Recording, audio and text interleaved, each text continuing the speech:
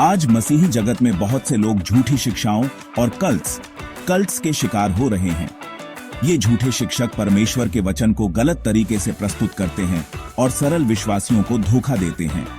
इसका मुख्य कारण है बाइबल के सिद्धांतों की अज्ञानता, अंधविश्वास और परंपराओं पर अधिक निर्भरता, परमेश्वर के वचन के प्रति व्यक्तिगत समर्पण की कमी। यही कारण है कि हमें पवित्र शास्त्र की सच्ची शिक्षाओं पर ध्यान देना चाहिए। पवित्र शास्त्र कहता है, मेरे लोग ज्ञान के अभाव के कारण नाश हो रहे हैं। होशे 4:6। इस संदेश का उद्देश्य है आपको उन सिद्धांतों को सिखाना जो आपकी आत्मा को मजबूत करेंगे, आपको झूठे शिक्षक और कल्ट्स से बचने के लिए तैयार करना। परमेश्वर का स्वभाव और त्रिकत्व, the nature of God and the Trinity. क्या सिखाती है बाइबल? परमेश्वर अस्तित्व में एक हैं, लेकिन 3 व्यक्तियों में प्रकट किया है, पिता, पुत्र, पवित्र आत्मा। मत्ती 28:19। इसलिए तुम जाकर सब जातियों को चेला बनाओ और उन्हें पिता और पुत्र और पवित्र आत्मा के नाम से बपतिस्मा दो। यह पद त्रिएक के तीनों व्यक्तियों, पिता, पुत्र और पवित्र आत्मा का एक साथ उल्लेख करता है। 2 कुरिन्थियों 13:14। प्रभु यीशु मसीह का अनुग्रह और परमेश्वर का प्रेम और पवित्र आत्मा की सहभागिता तुम सबके साथ बनी रहे। पौलुस अपने आशीर्वचन में त्रिएक के तीनों व्यक्तियों का उल्लेख करता है। यह महत्व क्यों है? झूठे शिक्षक अक्सर परमेश्वर की सच्चाई को तोड़ मरोड़ कर पेश करते हैं। कल्ट्स त्रिकत्व, ट्रिनिटी को नकारते हैं या इसके स्थान पर अन्य सिद्धांत प्रचारित करते हैं। सावधान रहें, जो यीशु को केवल एक भविष्यद्वक्ता मानते हैं लेकिन परमेश्वर नहीं। बाइबल का पूर्ण अधिकार और प्रेरणा, authority and inspiration of the Bible. Bible क्या है? परमेश्वर का प्रेरित वचन जो सत्य और अचूक है। हर एक पवित्र शास्त्र परमेश्वर की प्रेरणा से लिखा गया है। 2 तीमुथियुस 3:16। महत्व क्यों है? झूठे शिक्षक अक्सर बाइबल से परे अन्य पुस्तकों या नए रहस्योद्घाटनों का दावा करते हैं। बाइबल से अलग कोई अन्य पुस्तक आत्मिक जीवन का मार्गदर्शन नहीं कर सकती। संदेश केवल बाइबल को ही अपनी आत्मिक शिक्षा का आधार बनाएं। मसीह का पूर्ण ईश्वरत्व और मानवता। यीशु कौन है? संपूर्ण परमेश्वर और संपूर्ण मानव। कुंवारी से जन्मे, पाप रहित जीवन जिए, हमारे पापों के लिए क्रूस पर मरे और तीसरे दिन जी उठे। शब्द देहधारी हुआ और हमारे बीच में रहा। यूहन्ना 1:14। महत्व क्यों है?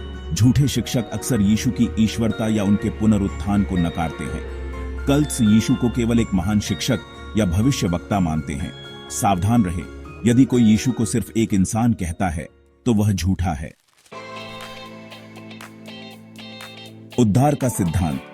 उद्धार क्या है? उद्धार केवल अनुग्रह से और विश्वास द्वारा मिलता है, कर्मों से नहीं। यह तुम्हारे कर्मों से नहीं, ताकि कोई घमंड न करे। इफिसियों 2:8-9। महत्व क्यों है? बहुत से झूठे शिक्षक उद्धार को कर्मों और नियमों से जोड़ देते हैं। वे लोगों को डराकर या गिल्ट देकर नियंत्रित करते हैं। संदेश: विश्वास करें कि यीशु ने क्रूस पर आपका पाप चुका दिया है। पवित्र आत्मा का कार्य। पवित्र आत्मा कौन है? परमेश्वर का आत्मा, त्रिएक का तीसरा व्यक्ति, जो हमें विश्वास में स्थिर रखता है। वह हमें सिखाता, शक्ति देता और पाप से बचने में मदद करता है। वह सब बातें सिखाएगा और सब बातों की याद दिलाएगा। यूहन्ना 14:26। महत्व क्यों है? बहुत से झूठे शिक्षक पवित्र आत्मा को इस शक्ति मानते हैं, उसको परमेश्वर नहीं मानते हैं। सावधान रहें, जो पवित्र आत्मा के नाम पर मनगढ़ंत शिक्षा देते हैं। सच्चे चर्च का महत्व। चर्च क्या है? मसीह का शरीर, जिसमें सभी विश्वासियों का समावेश है। हम सब एक ही आत्मा में बपतिस्मा लेकर एक देह बने। 1 कुरिन्थियों 12:13। और महत्व क्यों है? झूठे शिक्षक अक्सर दावा करते हैं कि उनका समूह ही सच्चा चर्च है। संदेश यह है कि बाइबल आधारित चर्च से जुड़े रहें। मसीह का दूसरा आगमन। क्या सिखाता है शास्त्र? यीशु फिर से आएंगे, महिमा में और न्याय करेंगे। वे मसीह को आते हुए देखेंगे। मत्ती 24:30। महत्व क्यों है? कल्ट्स और झूठे शिक्षक अक्सर मसीह के आगमन की तिथियां तय करते हैं और कई यह भी सीखते हैं कि मसीह का दूसरा आगमन हो चुका है।